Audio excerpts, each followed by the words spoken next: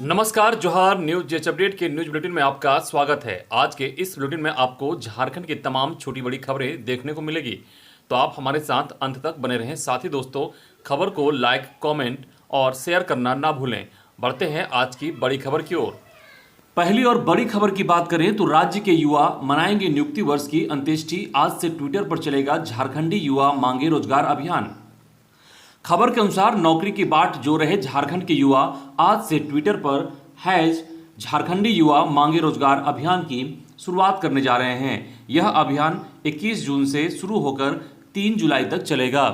इस दौरान युवा हेमंत सोरेन की ओर से घोषित नियुक्ति वर्ष के अंत्येष्टि मनाएंगे।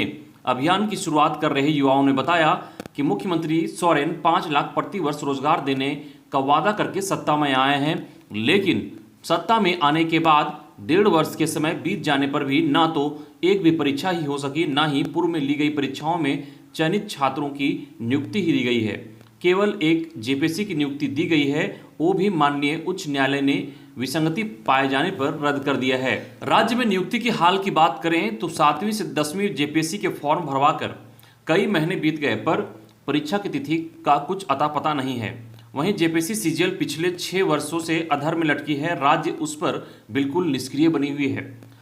आगे पंचायत सचिव जिनका चयन प्रक्रिया लगभग पूर्ण है, पर सरकार का उस पर प्रतिक्रिया निराशावादी है और उनकी नियुक्ति पर भी रोक रखी है। जेपीएससी द्वारा लगभग 2 वर्ष पूर्व स्पेशल ब्रांच और एक्साइज कांस्टेबल की परीक्षा ली गई, लेकिन आज तक उनका परीक्षा फल प्रकाशन नहीं हो पाया है।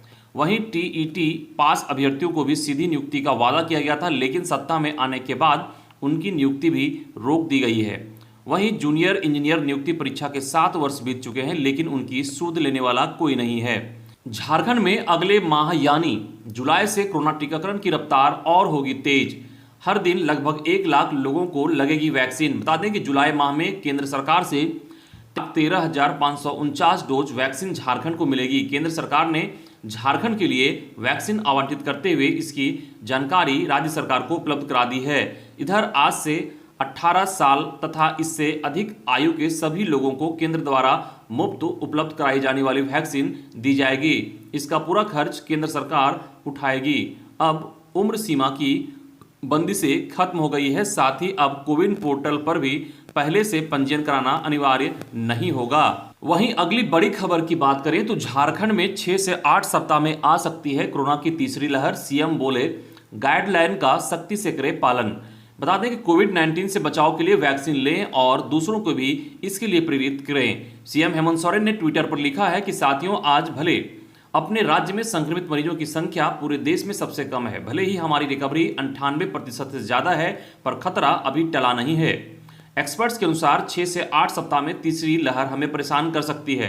राज्य सरकार ने तीसरी लहर से लड़ाई हेतु तैयारियां पुख्ता कर ली है, पर आप सबके सहयोग के बिना यह संभव नहीं है।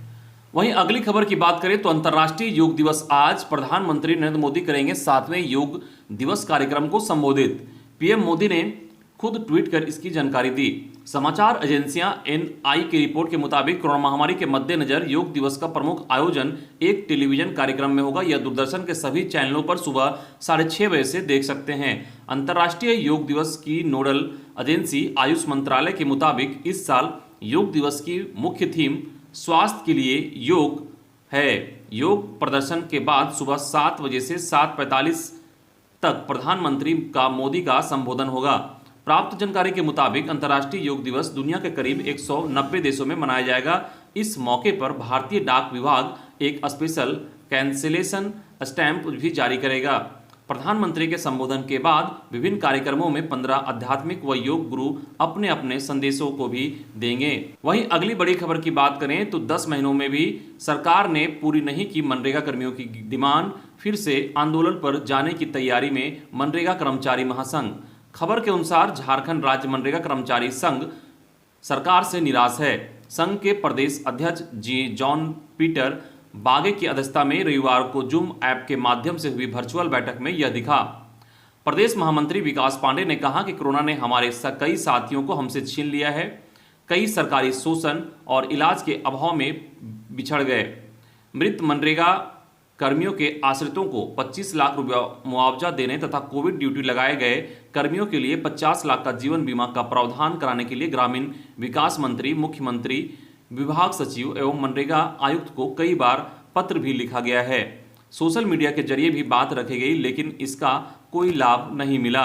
अब ऐसे में साफ है कि सरकार को कमजोर आवाज सुनाई नहीं देता। ऐसे में अपनी आवाज को और भी अधिक बुलंद करना होगा।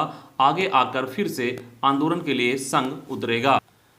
अगली बड़ी खबर की बात करें तो भ्रूण हत्या पर रोक लगाने को लेकर हेमंत सरकार का बड़ा एक्शन। 30 जून तक चलेगा सघन जांच अभियान। बता दें कि झारखंड में प्रसव पूर्व लिंग जांच तथा कन्या भ्रूण हत्या पर रोक लगाने के लिए अगले 10 दिनों तक सघन जांच अभियान चलाया जाएगा।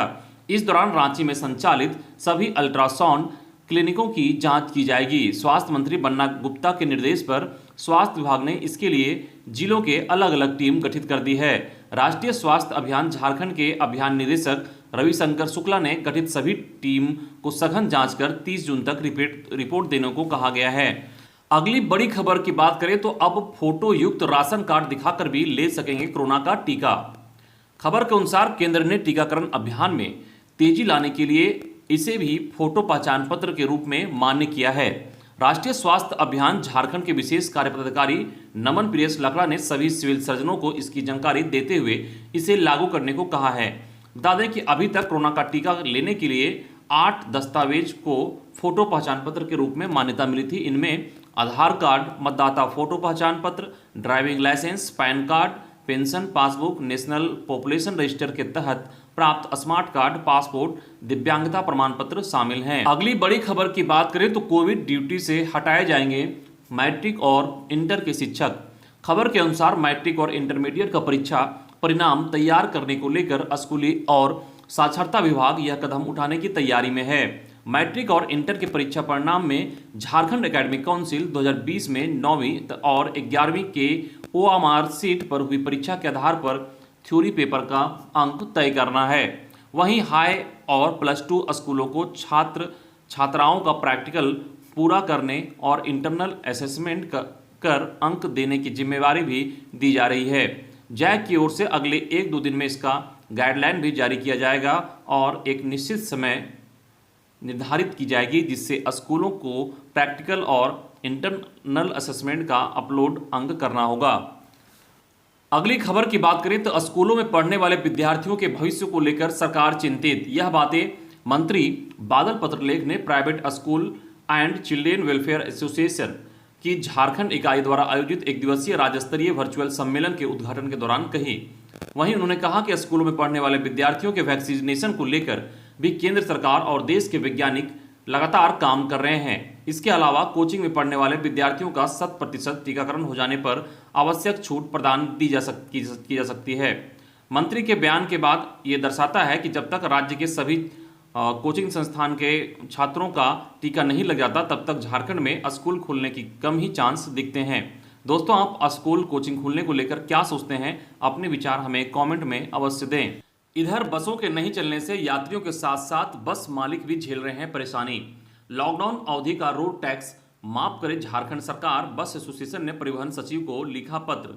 कहा कि कोरोना वायरस की रोकथाम के लिए सरकार के द्वारा स्वास्थ्य सुरक्षा सप्ताह के तहत बसों के परिचालन पर रोक की अवधि का कर माफ कर देना चाहिए। पत्र के माध्यम से बताया गया है कि बसों का परिचालन प्रतिबंधित रहने की वजह से बस मालिकों की आर्थिक स्थिति बहुत दयनीय हो गई है। वहीं पिछले साल भी लंबी अवधि तक बसों का परिचालन नहीं हुआ।